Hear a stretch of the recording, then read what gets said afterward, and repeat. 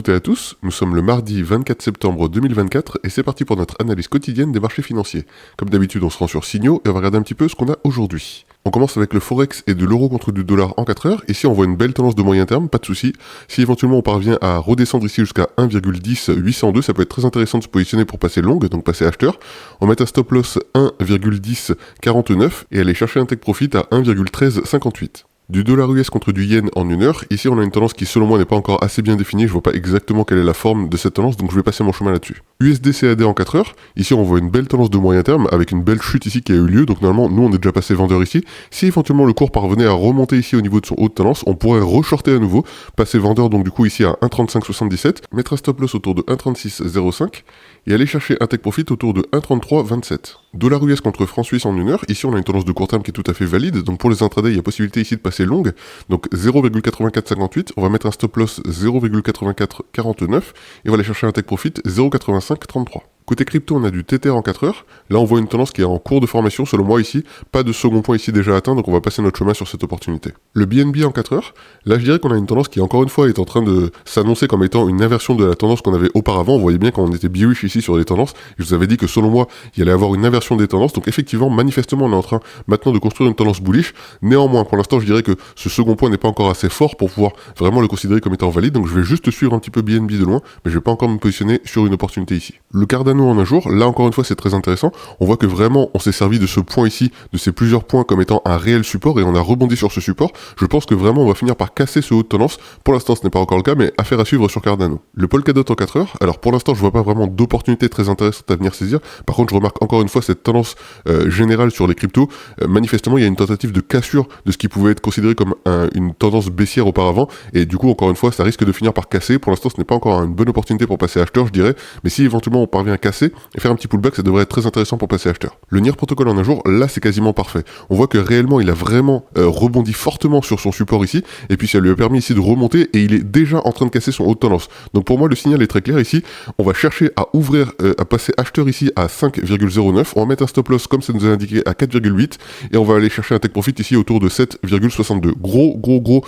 Grosse marge à aller prendre ici sur le NIR protocole, il a l'air d'avoir de la force, et je pense réellement qu'il a la capacité d'aller chercher cette valeur autour de 7,62 dans les semaines à venir. Côté action, on a du Google en 4 heures. Ici, on voit une tendance qui est plutôt, selon moi, en cours de formation. Je peux pas vraiment considérer en plus ce point comme étant vraiment un point le plus haut. Pour ma part, je vais rester en dehors de cette opportunité pour l'instant. Sodexo en 4 heures. Ici, on voit une tendance qui, encore une fois, est en cours de formation. J'ai pas réellement ici un second point qui pourrait me servir d'appui sur le bas de tendance. Je vais rester pour l'instant un petit peu à l'affût, voir un peu comment évoluera Sodexo, mais pour l'instant, je vais pas encore me positionner. Vivendi en un jour, on a parlé à plusieurs reprises de cette tendance, et ici, effectivement, le cours étant redescendu, super opportunité à nouveau pour passer acheteur ici, 10,18, on va mettre un stop loss 9,97 et on va aller chercher beaucoup plus haut, autour de à peu près 13, 14 éventuellement dans les semaines à venir. Eurofins Scientific en 1 heure, ici on a une tendance qui est tout à fait valide, on voit qu'il y a eu ici un beau rebond, donc belle opportunité à saisir pour les intradés ici, 52,76, on met le stop loss juste en dessous 52,55 et on va aller chercher un take profit simple ici autour de 54,63. Safran en 4 heures,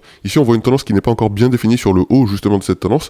Pour ma part je vais plutôt rester un petit peu aux aguets, voir un peu comment il évoluera, mais pour l'instant ce second point n'est pas encore assez bien défini pour que je puisse considérer qu'il y a réellement ici une opportunité à saisir. Côté indice, on a du Nikkei en un jour. Alors, on a déjà vu cette tendance à plusieurs reprises, ça ressemble absolument à rien, on passe. Au niveau des futurs, on retrouve de l'or en 4 heures. Ici, on a toujours cette tendance qui est bien bullish quand même sur du moyen terme. Pour l'instant, il n'y a pas encore une fois d'opportunité vraiment à saisir ici. On est déjà sur le haut de la tendance, donc on va attendre de voir comment il évolue avant de se positionner à nouveau. Le cuivre en un jour, bon là, il n'y a rien de nouveau, on en a parlé depuis plusieurs semaines. Je vous ai dit que vraiment, il allait être tiré par le marché des métaux et spécifiquement par l'or. Effectivement, on est passé, nous, acheteurs, à plusieurs reprises ici et ici. Donc normalement, vous êtes déjà en gain, vous avez déjà peut-être même récupéré vos gains avec le take profit automatique. Si ce n'est pas le cas, éventuellement, on peut attendre ici de voir s'il y a un petit dépassement avant d'avoir un petit pullback. Pour l'instant, je dirais que c'est beaucoup trop haut pour venir se positionner à l'achat et peut-être un petit peu dangereux de se positionner tout de suite à la vente. On n'a pas encore réellement de second point ici. L'avoine en 4 heures, donc là, vraiment, on voit qu'il est en train de marquer une sorte de tendance qui est en train de devenir un petit peu plus bullish, je dirais. Néanmoins, vous connaissez ma position sur les céréales, donc pour ma part, je vais vraiment pas tenir compte de cette opportunité. Côté tendance, au niveau du Forex, on a de l'euro-dollar en un jour. On a une belle tendance de long terme bien bullish. Malheureusement, il n'y a pas encore d'opportunité à proprement parler, donc on passe. Dollar australien contre dollar canadien en un jour, même topo, une belle tendance ici bien définie sur du long terme. Malheureusement, on est en plein milieu de cette tendance, donc on passe. Euro contre franc suisse en un jour, ici on a quelque chose qui commence à m'intéresser parce qu'on voit qu'on se rapproche de plus en plus du haut de la tendance. Effectivement, si le cours parvient à atteindre ici un haut de tendance autour de 0,9525, je passerai peut-être vendeur ici si vraiment il y a une belle opportunité. Pour l'instant c'est un peu tôt pour le dire, mais affaire à suivre donc du coup sur Euro franc suisse. Côté crypto, on a du BNB en une heure. Ici on voit une tendance qui est tout à fait valide, il n'y a pas de souci. Pour l'instant je dirais qu'il n'y a pas vraiment d'opportunité, mais si éventuellement le cours parvient à descendre autour de 576, on pourra passer acheteur. Au niveau des actions, on a du Apple en un jour, donc là, il n'y a rien de nouveau, on avait parlé de cette opportunité qui avait été ici saisie de notre côté. Si éventuellement ici, il y a un petit rebond qui nous permet de venir saisir à nouveau une opportunité sur le bas de tendance autour de 219,30, éventuellement ça pourrait être intéressant, mais pour l'instant ce n'est pas le cas. LVMH en une heure, ici on voit une tendance qui est tout à fait valide pour du court terme. Je vois qu'ici on pourrait prolonger ces points-là, et du coup en réalité on aurait déjà 3 points. Pareil ici ça a déjà bien rebondi, donc là il y a deux possibilités, ou bien le cours descend en dessous de ce bas de tendance, et auquel cas je me positionnerai short, ou bien il remonte tout simplement ici sur son haut de tendance, et dans ces cas-là, je me positionnerai aussi short. La stratégie étant plutôt ici d'attendre que le cours remonte ici et qu'on vienne tout simplement passer vendeur autour de 638,4 à peu près. Société Générale en un jour, ici on voit qu'il y a eu vraiment une forte baisse. Ce point-là a vraiment servi de catalyseur de rebond sur le haut de la tendance, donc il y a une forte baisse et je pense que ça va suivre comme ça dans les semaines à venir jusqu'à temps de taper environ 18. NJ en 4 heures, là on avait saisi à plusieurs reprises les opportunités qui s'étaient présentées autour ici de 15,57, donc on voit qu'il y a eu une petite remontée.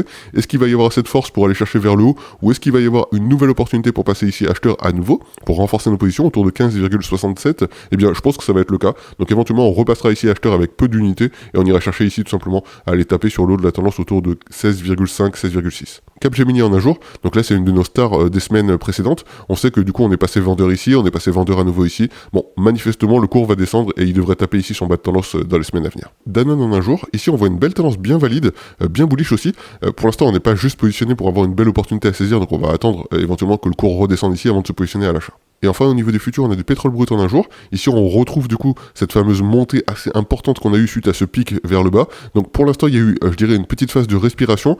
C'est pas dit que le cours parvienne à remonter jusqu'au haut de la tendance, mais c'est pas dit non plus qu'il soit pas juste en train de respirer un petit peu pour aller chercher ici ensuite une prochaine poussée et aller vraiment jusqu'au haut de la tendance. Donc pour l'instant juste affaire à suivre, on va pas se positionner encore sur le WTI. Le gaz naturel en un jour, on en a parlé à plusieurs reprises, je vous ai dit que d'habitude j'aime pas les formes avec des pentes aussi accentuées, mais là je vous avais dit vraiment le gaz naturel, il y a quelque chose d'assez intéressant à saisir si on est vraiment offensif sur le marché. Là ça n'a pas manqué. Donc normalement on est passé acheteur par ici là autour de 2,28 et dans ces cas-là clairement il y a un gros gain qui a déjà été pris et je pense qu'il va aller vraiment continuer pendant un certain temps à monter et probablement aller chercher autour de 5 à peu près. Donc là vraiment grosse affaire à prendre ici sur le gaz naturel en un jour. Et en une heure le gaz naturel on retrouve quelque chose d'assez similaire à ce qu'on a vu sur du un jour, à savoir ici vraiment une belle pente bien accentuée.